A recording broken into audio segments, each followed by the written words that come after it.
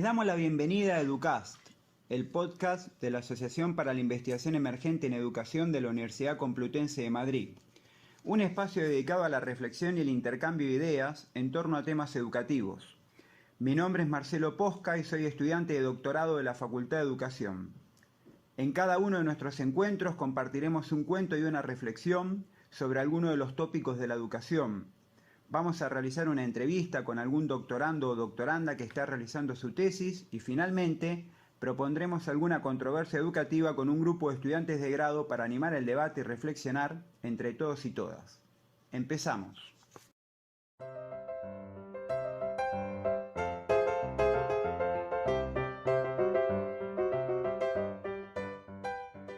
Bueno, estamos con Luis Mino, estudiante de tercer año del grado de Maestros en Educación Primaria de nuestra facultad, que nos va a leer un cuento titulado ¿A qué sabe la luna? Bienvenido, Luis. Muchas gracias, Marcelo. Como bien has dicho, voy a leer el cuento de ¿A qué sabe la luna? De Michael Gregniek y dice así. Hacía mucho tiempo que los animales deseaban averiguar a qué sabía la luna. ¿Sería dulce? ¿Sería salada? Tan solo querían probar un pedacito. Por las noches miraban ansiosos hacia el cielo, se estiraban e intentaban cogerla, alargando el cuello, las piernas, incluso los brazos. Pero todo fue en vano. Ni el animal más grande pudo alcanzarla. Un buen día, la pequeña tortuga decidió subir a la montaña, más allá, para poder tocar la luna. Desde allá arriba, la luna estaba más cerca, pero la tortuga no podía tocarla. Dijo la tortuga: «Es muy difícil, está muy lejos. Señora elefanta, ¿me ayuda? Si te subes a mi espalda, tal vez lleguemos a la luna». La elefanta pensó que se trataba de un juego, y cuando se acercaba a la luna, ella se alejaba un poco. Pero como la elefanta no pudo tocar la luna, llamó a su amiga la jirafa. «Señora jirafa, si te subes a mi espalda, a lo mejor podemos alcanzarla». Pero al ver a la jirafa, la luna se distanció un poco más. La jirafa se estiró y estiró el cuello cuanto pudo, pero no sirvió de nada, y llamó a la cebra. «Señora cebra, si te subes a mi espalda, es probable que nos acercamos más a ella». La luna empezaba a divertirse con aquel juego, y se alejó otro poquito. La cebra se esforzó mucho, pero tampoco pudo tocarla, y entonces llamó al león. «Señor león, si te subes a mi espalda, quizá podamos alcanzarla». Pero cuando la luna vio al león, volvió a subir un poquito más. Tampoco esta vez lograron tocar la luna, y llamaron entonces al zorro. «Señor zorro, verás cómo lo conseguimos si te subes a mi espalda». Al avisar al zorro, la luna se alejó otro poco. Ahora solo faltaba un poquito de nada para tocar la luna, pero esta se desvanecía más y más, y el zorro llamó a la lona. «Señora mona, seguro que esta vez lo logramos. Anda, súbete a mi espalda». La luna vio a la mona y retrocedió otro poco. La mona ya podía oler la luna, pero de tocarla, ni hablar. Y entonces llamó al ratón. «Señor ratón, súbete a mi espalda y tocaremos la luna». «Seguro que un animal tan pequeño no podrá cogerme», dijo el ratón. Y como empezaba a aburrirse con aquel juego, la luna se quedó justo donde estaba. Entonces el ratón subió por encima de la tortuga, de la elefanta, de la jirafa, de la cebra, de la leona, del zorro, de la mona y ¡zas!, de un mordisco, arrancó un trozo de la luna. Lo saboreó complacido y después fue dando un pedacito al mono, al zorro, al león, a la cebra, a la jirafa, al elefante y a la tortuga. Y la luna le supo exactamente aquello que más les gustaba a cada uno. Aquella noche los animales durmieron muy juntos. El pez, que lo había visto todo y no entendía nada, dijo: «Vaya, ¿tanto esfuerzo para llegar a esa luna que está en el cielo? ¿Acaso no verán que aquí, en el agua, hay otra más cerca?» Bueno, Luis, muchas gracias por compartir el cuento. Te quería preguntar algunas cosas. ¿Por qué elegiste este cuento para compartir con nosotros? Principalmente porque yo este cuento le veo con la metáfora de la colaboración y de la cooperación. Un valor que personalmente creo imprescindibles en toda la educación. Puesto que, al fin y al cabo, al ser futuros maestros o profesionales de la educación, tenemos que tener una colaboración bastante unida para intentar mejorar la educación dar todo lo que podamos de nosotros. Ya no solo entre nosotros los profesionales, sino también con las familias y con los alumnos. ¿Y cómo ves en la universidad, por ejemplo, el tema de la colaboración como un valor, que entiendo que para ti es positivo? Si es un valor importante o más bien estamos más en un mundo competitivo. Pues fíjate, en la universidad también yo creo que deberíamos de diferenciar entre la colaboración y la cooperación, porque a día de hoy, si nos mandan un trabajo, está en boca de todos el tú haces tu parte, yo hago mi parte y, y luego lo juntamos. Entonces realmente eso no sería colaboración, sería simplemente pues la unión de todas las partes y para llegar a un fin común. Entonces sí que es verdad que en la universidad se nos intenta ayudar a colaborar y a cooperar, pero realmente no creo que se estén infundiendo los valores adecuados, porque tampoco nos están enseñando a día de hoy cómo podríamos colaborar entre todos. Cierto es que al fin y al cabo vamos a llegar todos a un fin común, que es el trabajar en la educación y tratar de dar una educación mejor para nuestros futuros alumnos. Entonces, pues creo que poco a poco sí que podríamos ir cambiándolo, pero creo que a día de hoy nos está resultando bastante complicado. ¿Y hay alguna otra cosa del cuento, algo que quieras comentar, aportar? Sí que me gustaría, por ejemplo, comentar el tema de los cuentos en la educación primaria y de las historias que realmente deberíamos pensar que es una historia o que es un cuento en nuestra vida diaria, sino más que la narración de ciertos hechos que nos pasan día a día y realmente no tiene por qué ser algo ficticio, simplemente el contar una historia, contar un cuento es contar unos hechos que te han pasado ya sea a personas cercanas o a ciertas personas que realmente te importan o quieres contarle una historia que te ha pasado, que no deja de ser entonces un cuento. La importancia entonces de contar historias. Sí, Bueno, Luis, muchas gracias. pues Esperemos verte pronto por aquí. muchas gracias, Marcelo, un abrazo. Otro para ti.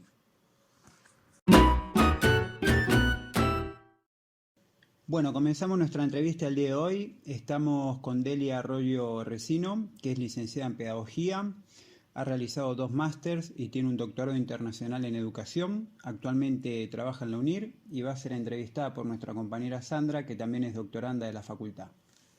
Hola, hoy estamos aquí con Delia, estamos muy contentos de que ella esté aquí porque es la primera persona a la que entrevistamos y nos parecía una muy buena candidata para que estrenásemos esta sección. Bueno, muchas gracias por vuestra invitación, espero que os sirva de ayuda esta entrevista y pues nada, aquí me tenéis. Muy bien, pues la primera pregunta es qué estás haciendo ahora y bueno, que te presentes ante el público que nos escuche. Bueno, pues actualmente, antes ya de acabar la tesis doctoral, que la leí en noviembre del 2018, empecé a trabajar en la UNIR y actualmente me encuentro trabajando allí y por supuesto sigo investigando y sigo con mi grupo de investigación, incluso he ampliado más mis líneas de investigación y me encuentro colaborando también en otros grupos. Fenomenal, nos gustaría saber cuál fue tu tema de investigación y bueno, que nos cuentes un poquito cómo fue la tesis doctoral. Bueno, pues mi tema de investigación principal trataba sobre las evaluaciones educativas longitudinales. Estas evaluaciones se caracterizan fundamentalmente porque medimos el rendimiento de los estudiantes en más de 3 ocasiones de medida. La verdad que la tesis doctoral era una tesis muy metodológica, por lo tanto requirió bastante formación, incluso después de hacer la licenciatura en pedagogía, el máster en estudios avanzados de pedagogía, tuve que especializarme un poquito más en metodología, lo que me llevó a realizar otro máster mientras me encontraba haciendo el doctorado. Bueno, eso seguro que te aportó muchísima formación y seguro que te ayudó muchísimo para hacer la tesis. Sí, la verdad que sí. Y nos gustaría saber cuáles fueron las motivaciones que te llevó a hacer la tesis sobre esta temática y bueno, ¿por qué lo hiciste básicamente? Bueno, la verdad que yo no tenía muy claro el tema de investigación que iba a utilizar en la tesis doctoral y me vino un poco como dado. Yo me encontraba participando en un proyecto de investigación en el cual trabajaban con datos reales pertenecientes a este tipo de evaluaciones longitudinales. Entonces empecé a trabajar con ellos, a trabajar los modelos, y es algo que me llamó bastante la atención y me gustó.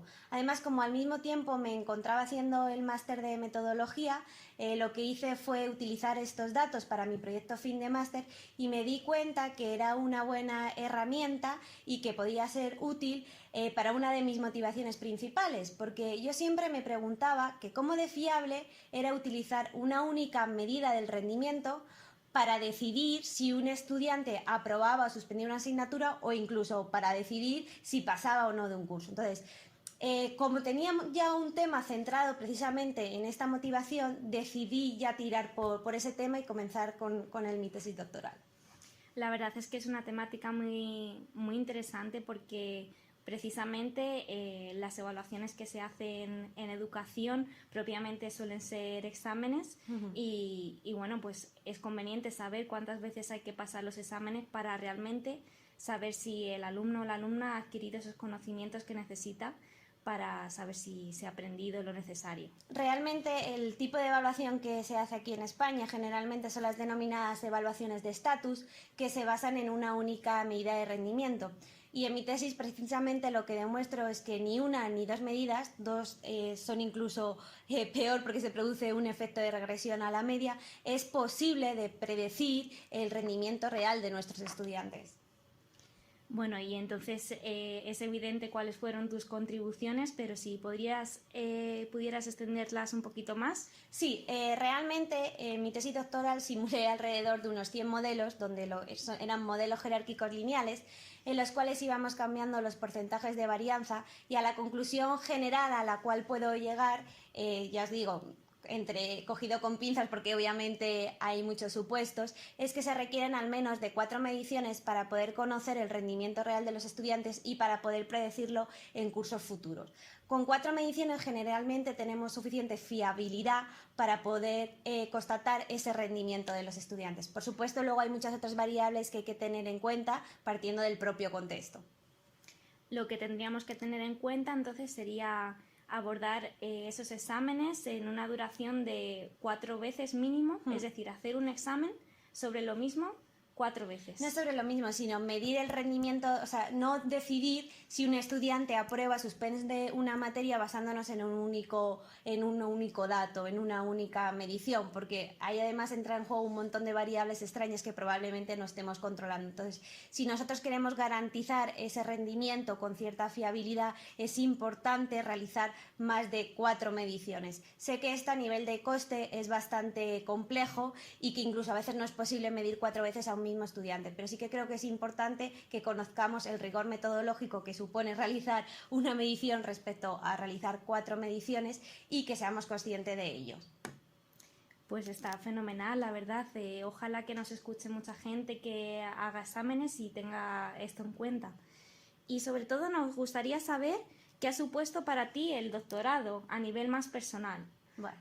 Bueno, pues tanto a nivel personal como a nivel profesional ha habido etapas muy duras y etapas muy satisfactorias.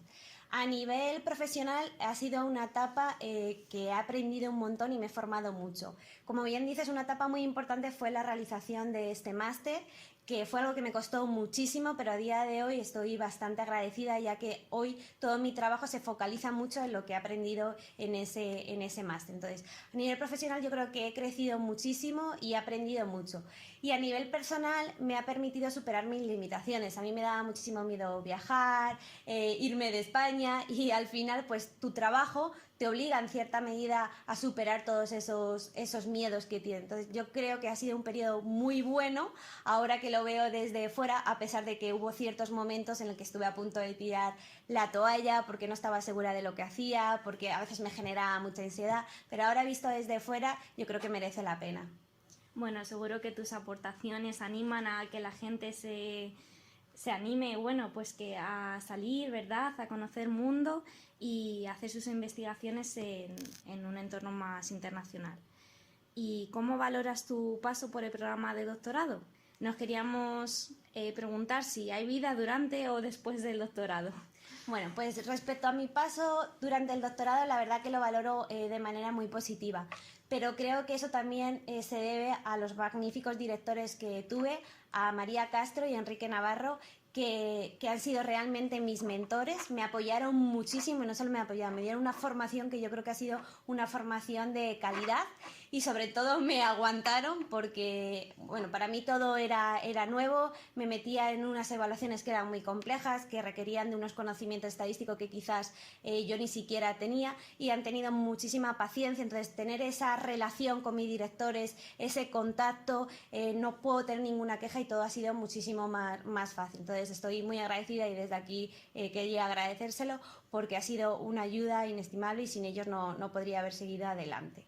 Y respecto a si hay vida antes y después del doctorado, pues tú cuando haces el doctorado dices, joder, qué ganas tengo de terminar porque aquí creo que ya voy a descansar. Pues para nada, creo que ahora tengo más trabajo que antes.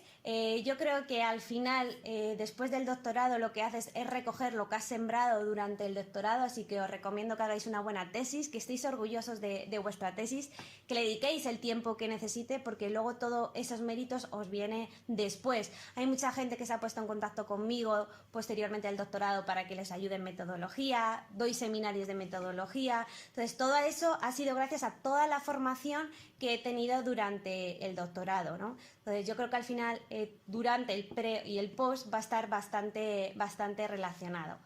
Vida, hay momentos en los que tienes más vidas y otros que tienes menos vida social, ¿no? Yo creo que cuando estás comenzando ves que te queda mucho tiempo y el primer año lo tomas un poco más a la ligera, pero cuando ya vas por el segundo o tercero, si estás incluso ya a tiempo completo, te quedas sin verano, te quedas sin salir porque tienes que cerrar la tesis. Yo creo que algo muy importante es que nunca debéis de perder de vista cuál es vuestro objetivo final, que es terminar una tesis y terminar una tesis de calidad. Y obviamente eso lleva tiempo, dedicación y mucho esfuerzo, pero de verdad que creo que todo eso merece bastante la pena. Es un mensaje que insistimos bastante, no desde aquí únicamente desde podcast, sino también desde el Seminario Permanente de Doctorado en Educación que se celebra aquí en la facultad, donde Delia acaba de participar, nos ha explicado cómo hacer una defensa de tesis doctoral, nos ha ofrecido tips para no estar nerviosos, para saber exactamente qué es lo que tenemos que tener en cuenta en la mención internacional y bueno, pues todo eso nos ayuda mucho porque al final un mensaje muy positivo puede ser de alguien que te lo transmite, que haya pasado por ese proceso y que haya salido pues muy bien como ha salido Delia. Entonces, así para cerrar, ¿qué le dirías a una persona que estuviera interesada en comenzar una investigación en educación? Bueno, pues yo creo que el doctorado, como bien decía mi director, es a veces como un parto, ¿no? Hay momentos en los cuales estás peor, es mucho más difícil, estás a punto de tirar la toalla. Al final es como la vida misma, tienes momentos de subidón, momentos de bajón, pero creo que todo eso merece la pena por el día de la defensa.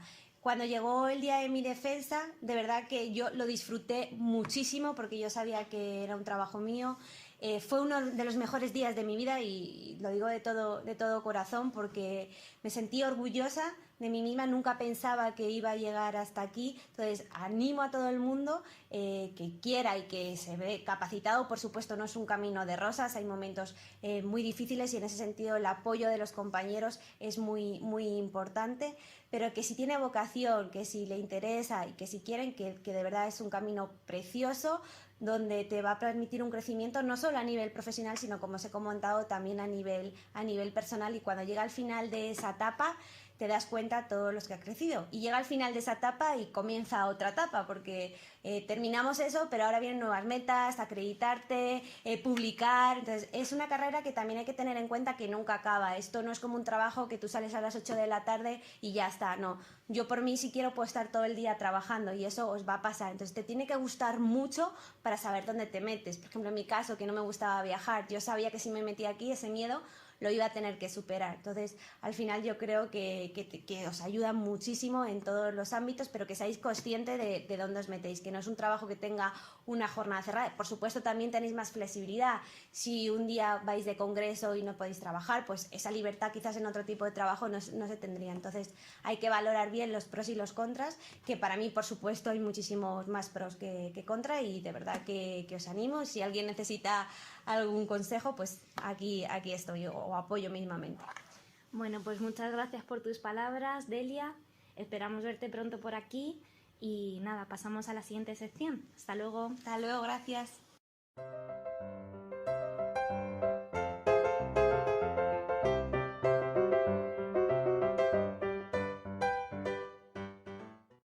Bueno, comenzamos con la última de nuestras secciones del día, titulada Controversias Educativas. Estamos con dos compañeros de la facultad, del doble grado de Maestro en Educación Primaria y Pedagogía, Pablo y Víctor. ¿Cómo están? Buenos días, Marcelo. Buenos días. Como sabemos, allá por el siglo XIII comenzó el devenir de nuestro recorrido universitario en nuestro país, cuando se inauguró la Universidad de Palencia. Ha pasado mucho tiempo desde aquel entonces y la controversia de hoy gira en torno a una pregunta muy importante para nosotros, que es ¿para qué sirve la universidad? ¿Para qué no está sirviendo? ¿Para qué sirve estudiar educación?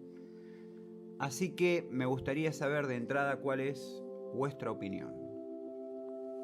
Bueno, pues investigando un poco para hablar de este tema, leímos algunos artículos que hablaban de cómo en la creación de las universidades el objetivo principal no solo era la búsqueda del saber, tanto maestros con alumnos, sino también la formación integral de las personas. Y nos empezamos a preguntar un poco si se estaba abandonando esa formación solo por la búsqueda del saber, de la erudición, de entender la teoría, y estábamos olvidando un poco la forma de compartir entre personas. Y eso es lo que generalmente nos está preocupando, ¿no? Cómo se está generando una cultura universitaria para que las personas puedan estar a gusto en un sitio. Porque nos preguntábamos, ¿por qué la gente no quiere venir o no quiere estar en la universidad? ¿Por qué intentamos recortar horas para estar aquí en las prácticas, en la teoría? Y dijimos, bueno, a lo mejor es la actitud de las personas, ¿no? Que no quieren pasar aquí tiempo porque quieren hacer otras cosas fuera. Y es completamente válido, aunque habría que cuestionárselo, pero también hay que cuestionarse.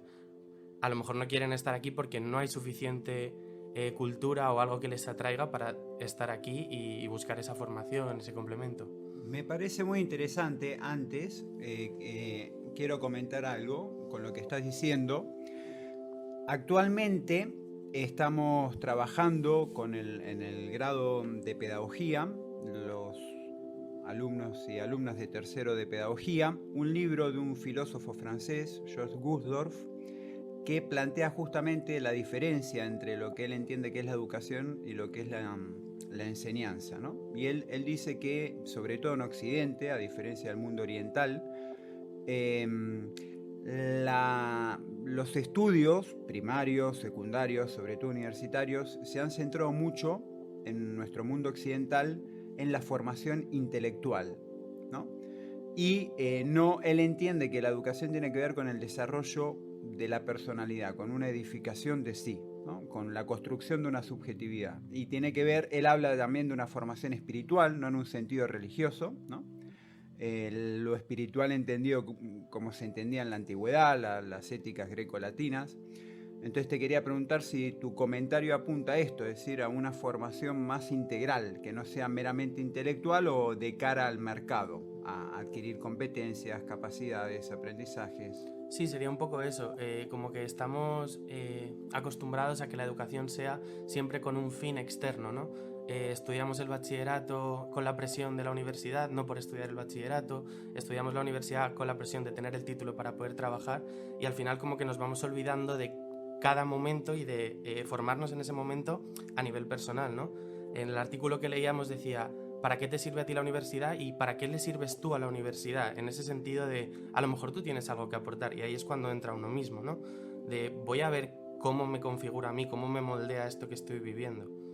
Y también veíamos el famoso discurso de Steve Jobs, que hablaba de varios puntos, ¿no? Y él, en uno de los que decía que hay que confiar en que los puntos se van a juntar, ¿no? En el futuro.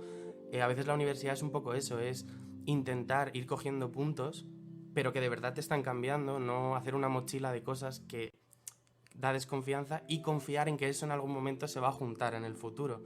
Entonces no se trata tanto de conocer libros, de saberte todos los libros, sino de experimentar con esos libros de cierto modo y con las personas, y eso se hace en la universidad y para eso hay que venir. Bien. Víctor.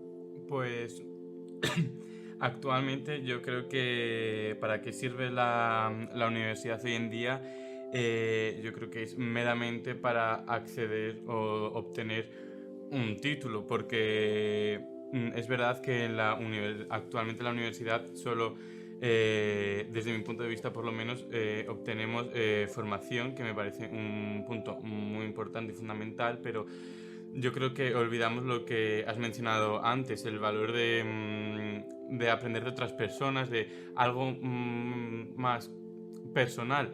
Y yo creo que en la universidad no lo conseguimos.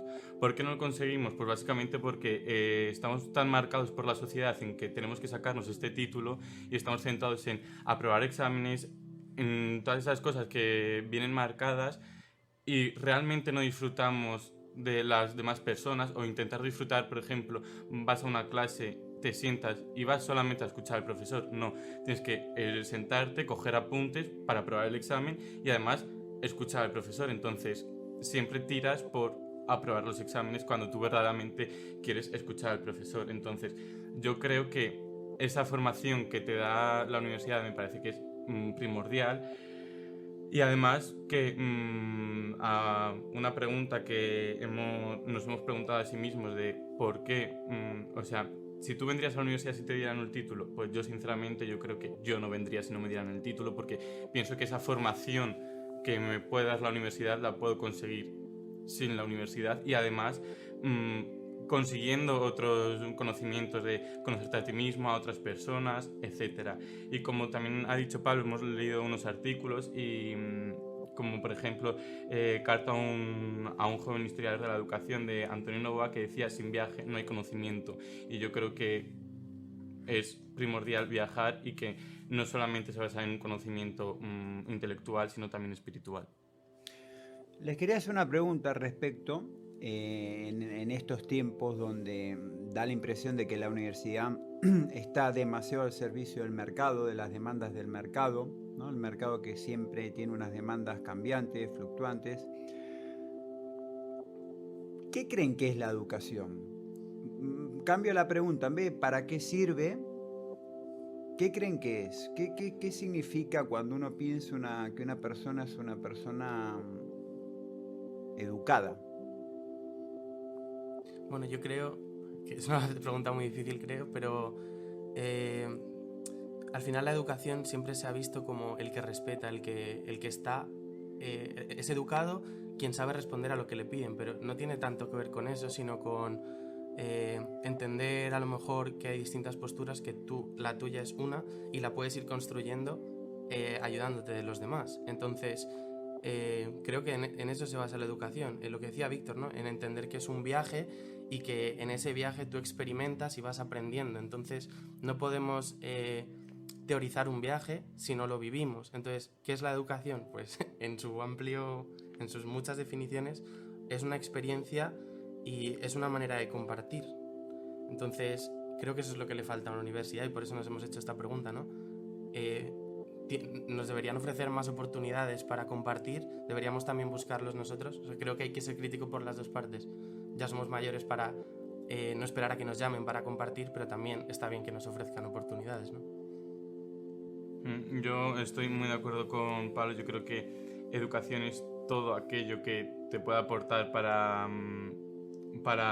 vivir, básicamente, y que sea ese conjunto de conocimientos intelectuales y valores, y que tú eso lo puedas unir para ir construyéndote a ti mismo, y construyendo un punto de vista crítico y ser reflexivo tanto con tus posturas como con las demás, y poder sobre todo respetar ambos puntos de vista. Bien, y para terminar me gustaría hacerles una última pregunta. ya que empezamos también con Gusdorf, filósofo olvidado, pero que tiene una obra muy grande, y este libro en concreto a mí me interesa mucho, que se titula ¿Para qué profesores?, ¿no? Y la pregunta que les quería hacer para terminar es, en una época donde se alaba tanto las nuevas tecnologías, donde da la impresión de que la educación o la formación tiene que ver con procesar información, que la información está en la nube, que se puede prescindir, digamos, de la figura del maestro, de la maestra, del profesor o la profesora, la pregunta es, ¿qué lugar tiene en su experiencia educativa la figura del maestro, de la maestra? Si han tenido alguna experiencia que los ha transformado, si creen que es importante, si creen que en tiempos de hiperaula y nuevas tecnologías se puede prescindir de esta figura o no. Yo personalmente me cambié de carrera porque me di cuenta que no es que me gustase lo que estaba estudiando, sino que me encantaba todo lo que me enseñaban. Y dije, a lo mejor lo que me